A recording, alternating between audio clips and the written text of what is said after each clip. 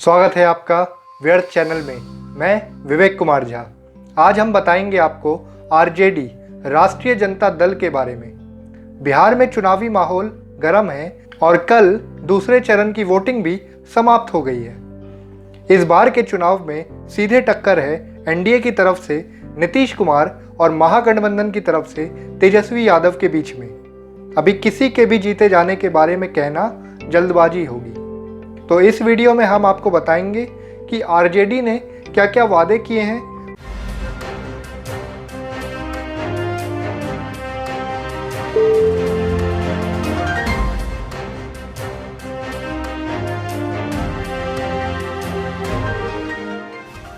महागठबंधन की ओर से मुख्यमंत्री पद के दावेदार तेजस्वी यादव, मनोज झा सहित कई वरिष्ठ नेताओं ने पटना में घोषणा पत्र जारी किया था। 16 पेज के इस घोषणा पत्र को हमारा प्रण संकल्प बदलाव का नाम दिया गया था। घोषणा पत्र में राजद ने पुरानी पेंशन योजना को लागू करने, गांवों को स्मार्ट बनाने, सीसीटीवी कैमरा लगाने, प्रदेश के नए उद्योग नीति लाने और नए उद्योग स्थापित करने के लिए टैक्स माफी का वादा भी किया था। गौरतलब है कि इससे पहले महागठबंधन की ओर से भी संयुक्त घोषणा पत्र जारी किया गया था। अब राजद ने अलग से अपना घोषणा पत्र जारी किया है। तो पहले बात करते हैं आरजेडी के इतिहास के बारे में। लालटेन चुनाव चिन्ह के जरिए गरीब की कुटिया में रोशनी लाने का दावा करने वाले बिहार के पूर्व मुख्यमंत्री और पूर्व रेल मंत्री लालू प्रसाद यादव ने जनता दल से अलग होकर राष्ट्रीय जनता दल राजद या आरजेडी के नाम से नए दल का गठन किया। पार्टी गठन के समय लालू ने कहा था कि यह दल समाजवाद का नारा बुलंद करेगा। हमने एक कंपाइलेशन वीडियो बनाया है लालू यादव के ऊपर, उसको भी आप एक बार देख लीजिएगा। कुछ दिन पहले भाजपा के राष्ट्रीय अध्यक्ष जगत प्रसाद नड्डा ने कहा कि राजद का जहां अराजकता में विश्वास है, वहीं कांग्रेस राजद्रोह का काम करती है। राजद, कांग्रेस व माले आदि दलों की सांठगांठ से बने महागठबंधन से बिहार का भला नहीं होने वाला है। आपको याद होगा पिछले चुनाव में नीतीश कुमार भी इनके साथ ही थे, लेकिन जीतने के कुछ महीने बाद ही साथ छोड़ के बीजेपी के साथ चले गए।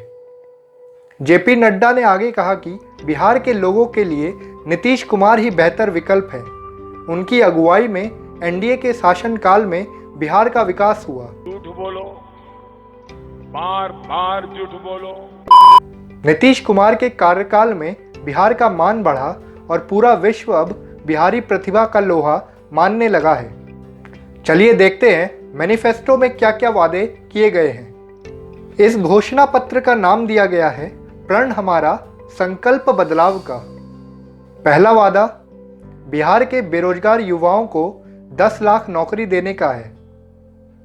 कैबिनेट की पहली बैठक में पहली दस्तखत के साथ शुरू होगी बहाली की प्रक्रिया। तेजस्वी यादव ने बताया कि सरकारी नौकरियां निकाली जाएंगी और पुलिस में भी भर्ती करी जाएगी। तेजस्वी यादव ने बिहार की तुलना सिक्किम से की है और सिक्किम को बताया है कि बिहार से ज़्यादा सिक्किम में पुलिस में भर्तियां हैं। तो इसका हवाला देके उन्होंने कहा है कि बिहार में भी पुलिस बल को और बढ़ावा मिलेगा और नौकरियां निकाली जाएंगी। संविदा प्रथा को खत्म कर सभी कर्मचारियों को स्थायी किया जाएगा और समान काम करने का समान वेतन दिया जाएगा। तीसरा वादा है सभी विभागों में निजीकरण को समाप्त किया जाएगा। एक तरफ केंद्र सरकार निजीकरण को बढ़ावा दे रही है और बिहार निजीकरण को रोकेगा। फिर से हम केंद्र के विपक्ष में काम करेंगे और यह बिहार के लिए अच्छा नहीं सिद्ध होने वाला है। चौथा वादा है नियोजित शिक्षकों, वेतनमान कार्यपालक, सहायकों, लाइब्रेरियन, उर्दू शिक्षकों की बहाली की जाएगी। शिक्षा के क्षेत्र में यह एक बढ़िया कदम होगा। अगला वादा है सरकारी नौकरियों का फॉर्म भरने के लिए बिहार के युवाओं को आवेदन शुल्क नहीं देना होगा और परीक्षा केंद्र तक की यात्रा मुफ्त होगी। सरकारी नौकरियों के फॉर्म तो फ्री हो जाएंगे, जिससे छात्रों को काफ़ी मदद मिलेगी, लेकिन सरकार को कितने पैसे का नुकसान होगा और वो इस पैसे को कहीं और से जुटाने की कोशिश करेगी। और फॉर्म फ्री होने से फालतू के लोग भी फ्री में फॉर्म भर भर कर सरकार की मुश्किलें बढ़ाएंगे। हेल्थ केयर सेक्टर में निजी एवं असंगठित क्षेत्रों के माध्यम से प्रत्यक्ष नौकरियां व परोक्ष रोजगार के लाखों अवसर पैदा किए जाएंगे। बिहार को जरूरत है और मेडिकल कॉलेजों की।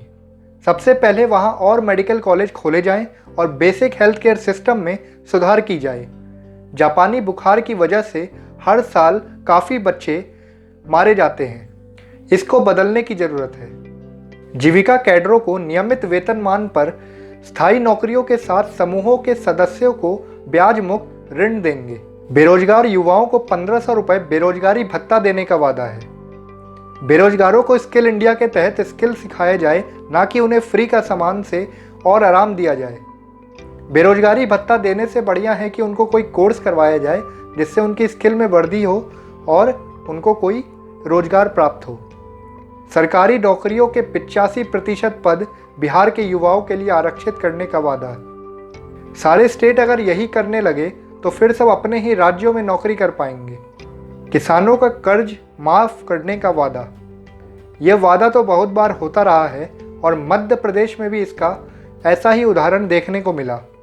वादा ऐसा ही किया गया था, लेकिन सिर्फ 10-12 लोगों को कर्ज माफ़ हुआ और बाकी का मामला अटका दिया गया।